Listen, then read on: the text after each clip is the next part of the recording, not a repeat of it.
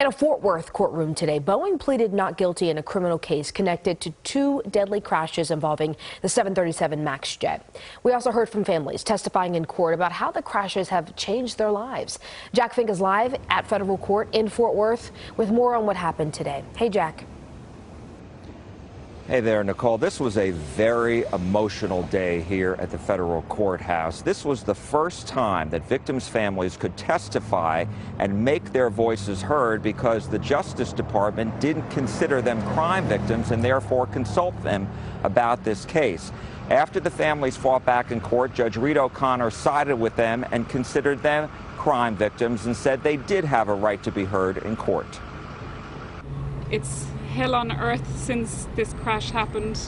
What we haven't experienced, all the families, it's unimaginable, and we don't want anyone to go through that ever again. Life has been a roller coaster of nightmares, of anxiety, of night terrors. Some of the things that we have seen have been horrific.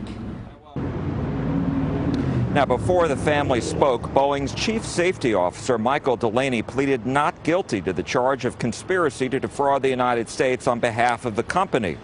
In court, one by one, the victims shared their nightmares with the judge. Two of Boeing's 737 MAX jets crashed shortly after takeoff back in October 2018 and March 2019. In January 2021, Boeing and the Justice Department entered into what's called a deferred prosecution agreement, in which the company agreed to pay a total of $2.5 billion in compensation and fines, and as a result of the agreement, Boeing would not be indicted in connection with two employees accused of misleading the FAA on how the MAX jet's flight controls operated.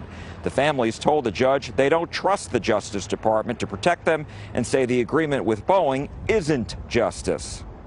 In a statement after the hearing, Boeing said, quote, "We will never forget the lives lost in these accidents, and their memory drives us every day to uphold our responsibility to all who depend on the safety of our products."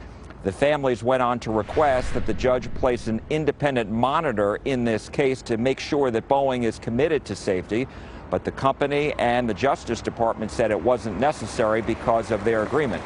The judge did not issue a ruling in this case just yet. Live in Fort Worth, Jack Fink, CBS 11 News. Jack, thank you. We'll watch out for what the judge does have to say eventually. Thank you.